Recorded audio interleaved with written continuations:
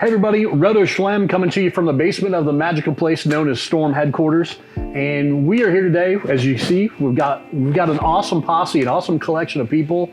And the main focus of this here today is to talk about urethane balls. And I know some of you are gonna get sideways on us and you might get upset, but guess what? Urethane's a thing, it's here to stay.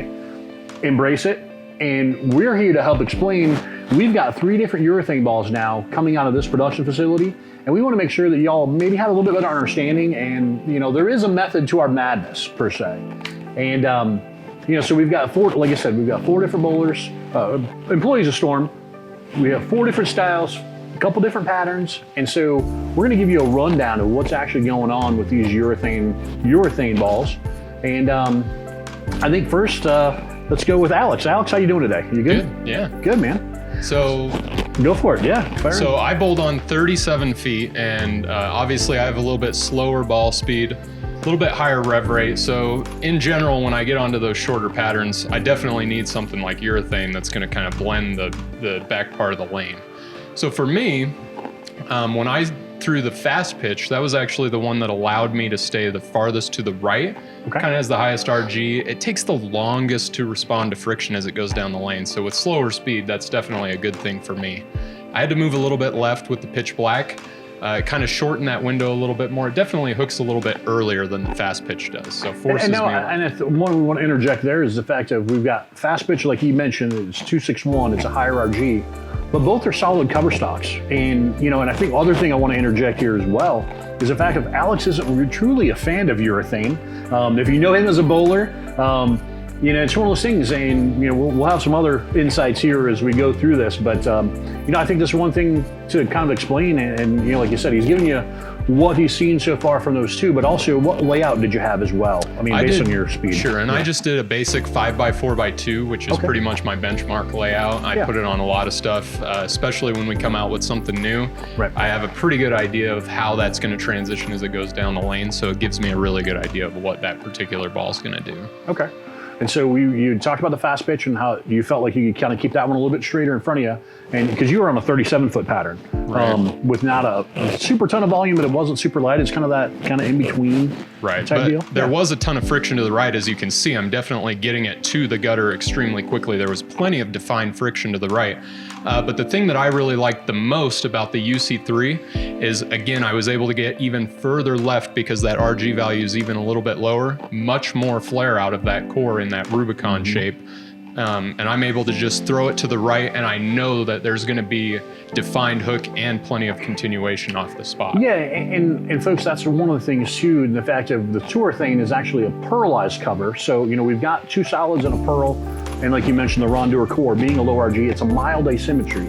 And so what that means is it's not a super big split in the core numbers for all you techie guys and folks at home. The fact of that moderate asim, exactly what Alex said, when you get to bounce and change direction, you do see a defined change of direction, but you can get some continuous shape, and overall we're generating more flare.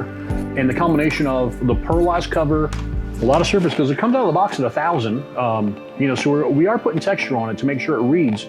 But that change direction, exactly what you said, you can kind of bump a little bit and you feel more confident. It doesn't give you the reactive kind of bounce down lane, but there is a shape and control, and I think that plays better into most people's eyes. And we'll get a good one here when we get to Blair here in a second. But it's one of those deals of how you see it on the lane. And again, everybody's different, so that's the one thing to always kind of remember.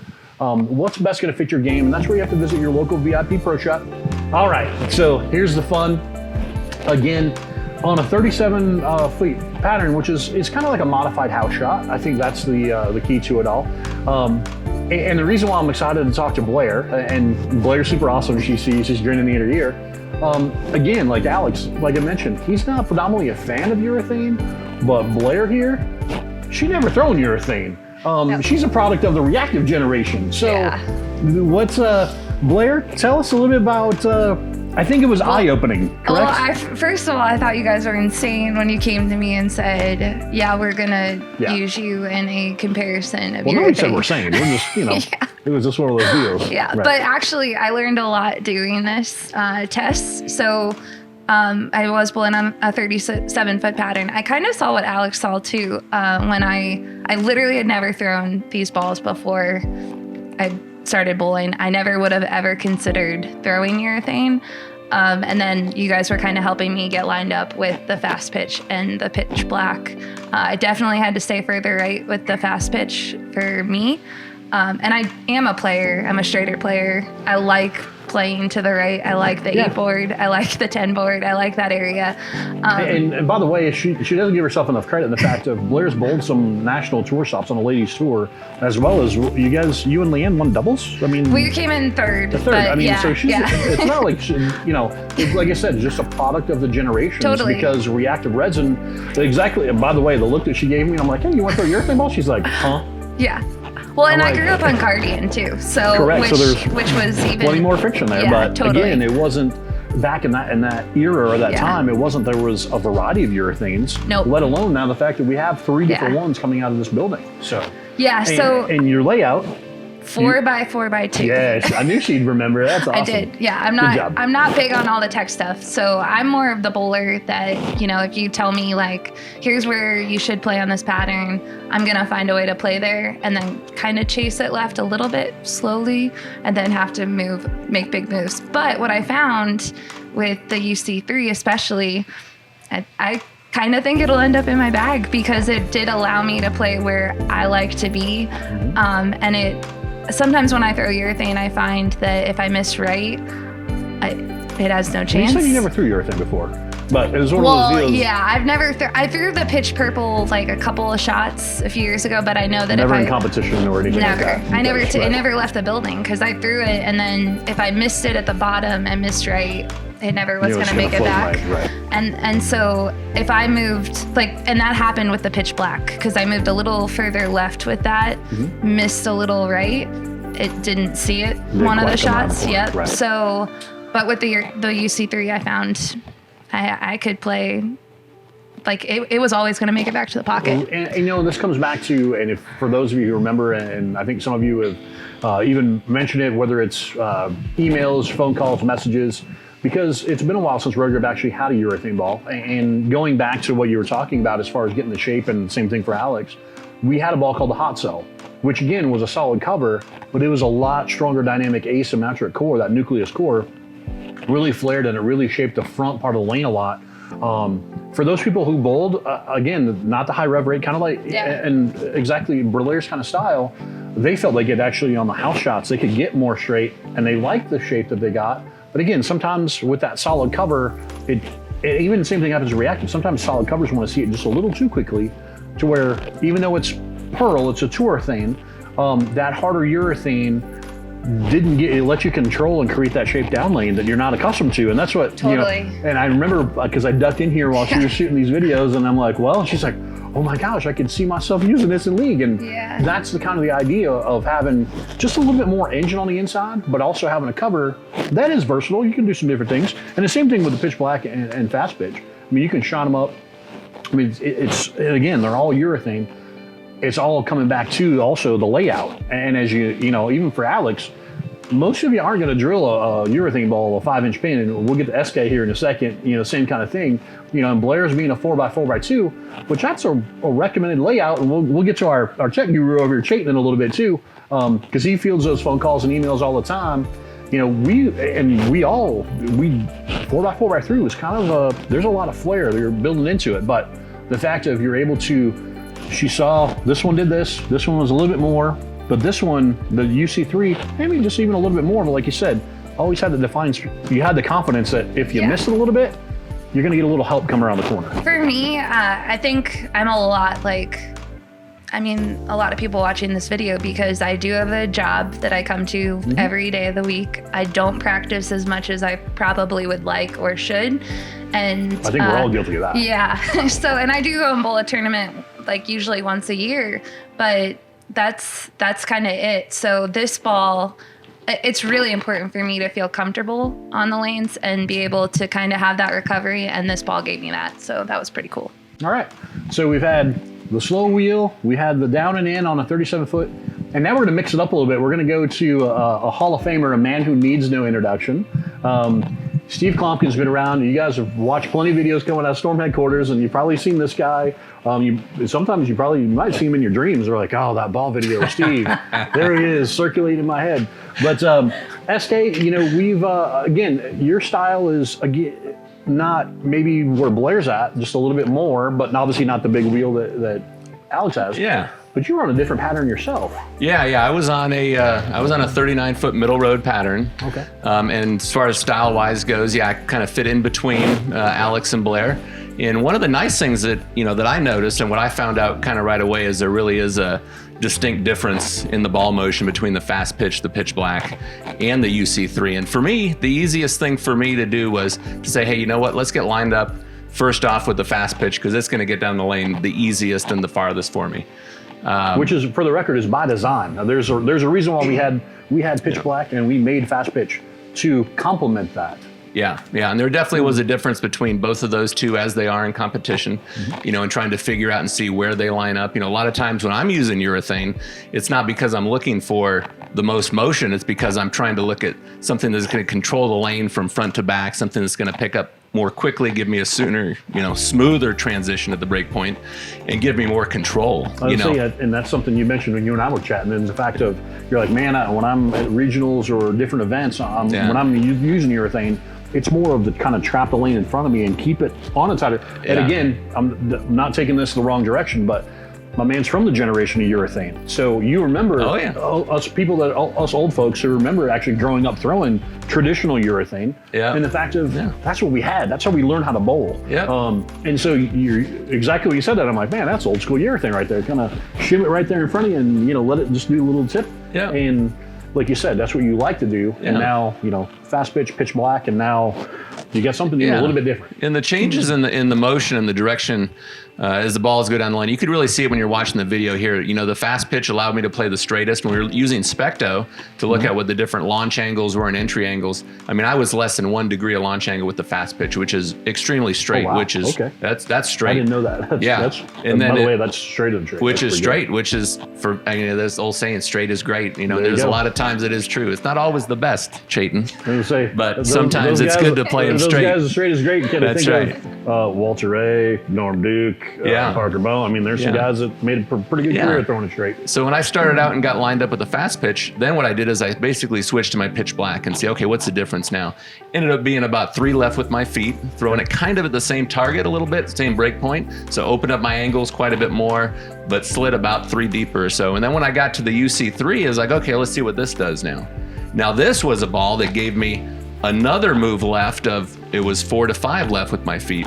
Again, shaping it and arcing it basically to the same spot, because the break point a lot of times is determined by the length of the oil pattern and the shape, which says, okay, this is where the ball needs to be. Now, how are we going to get there? Right. So for me, how to get there with the UC3 allowed my feet to get a little bit deeper, create more angle, but again, it still gave me that quick urethane read, so the ball slowed down nice and quickly, and then still gave me a nice shape off the back end, not a reactive type of a shape, but a urethane motion that allowed me to have a little bit more angle. It was a very, very usable complementary shape to what I've already been using for a long time now with the pitch black and the fast pitch. Right, and I think the collective thing so far is through the different, the 3 different styles, and the fact of, because of core and cover stock, those designs, the way we pieced them together, the fact of this one does this one's just a little bit more, this one's just a little bit more, but the fact of they give you that control down lane. And even though some people are gonna look at UC3 and are like, oh wow, that's a whole lot more ball, but like exactly what you said,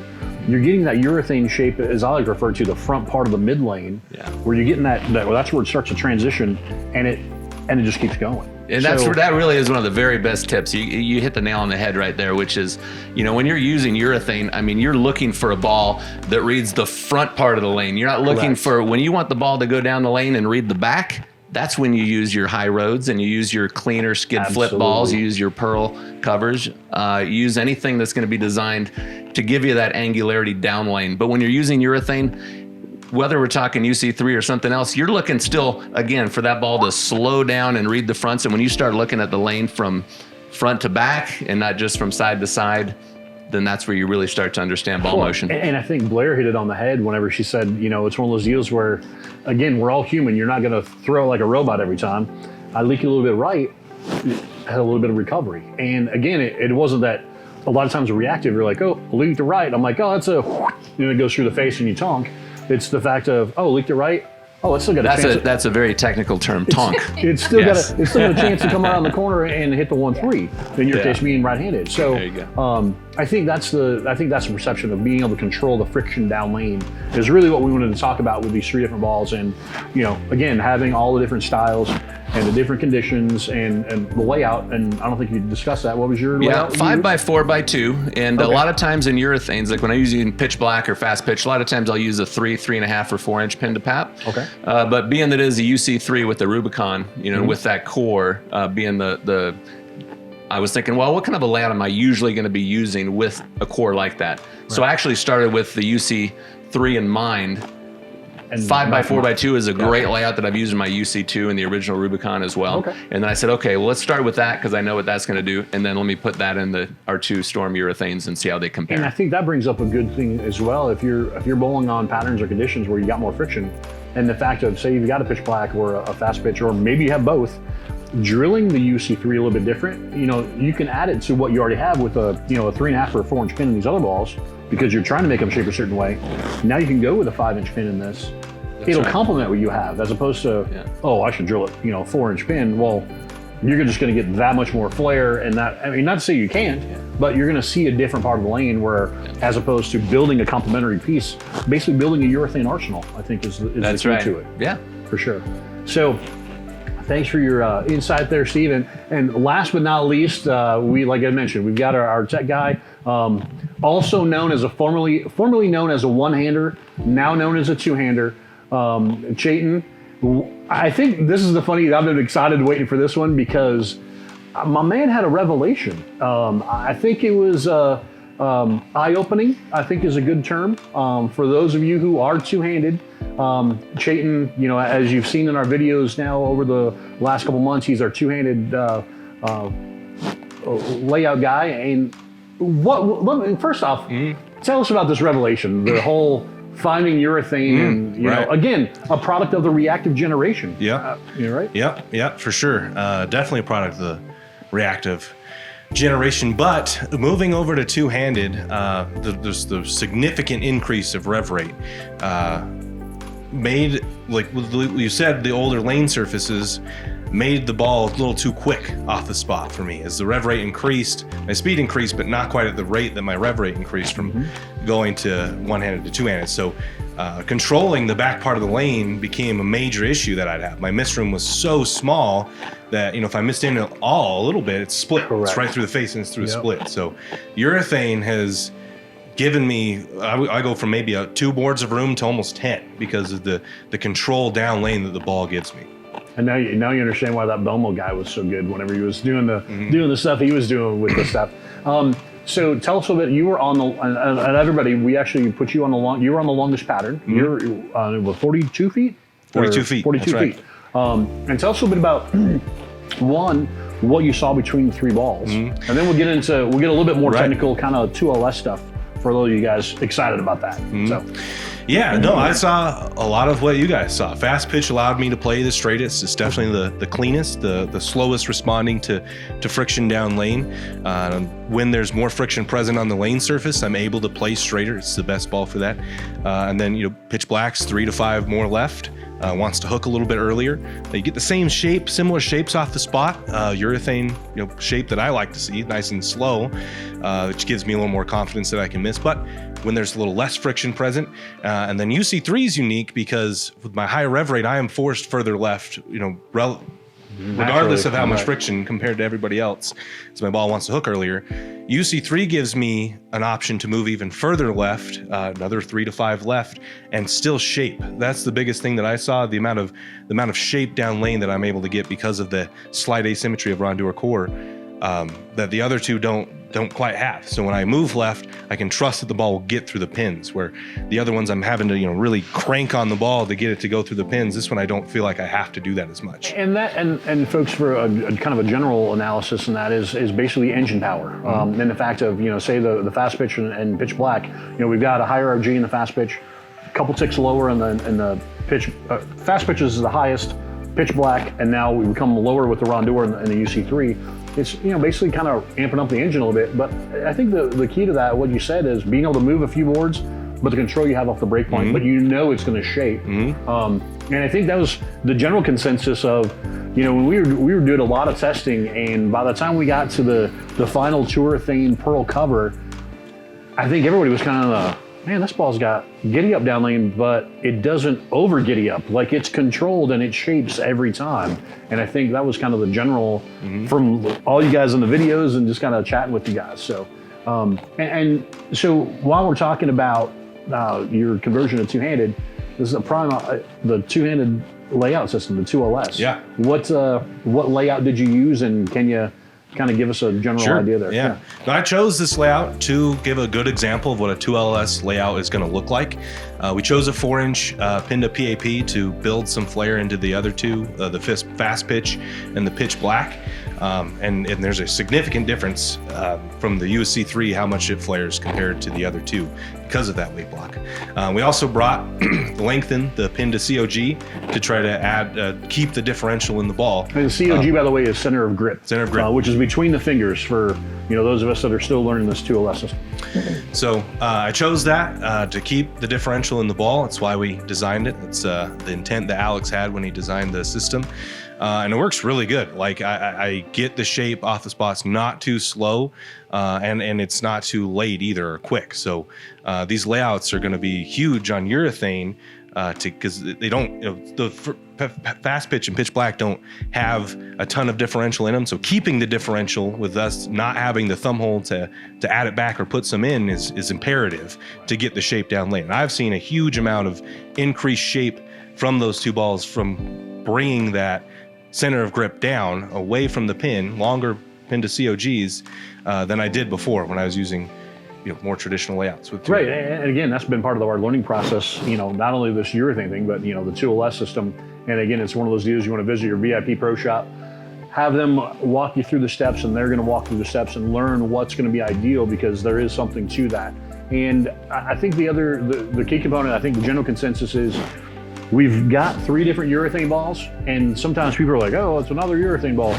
Well, you guys have all, we've seen it in the videos, and you guys have all explained, we got 3 different urethane reactions, and that was kind of the target score here for everything. So if you're looking for bowling balls that give you control on those higher friction, whether it's patterns or lane surfaces, look no further than any of the 3 urethane balls coming out of Utah. That's the reason why we do what we do. We build this for a reason.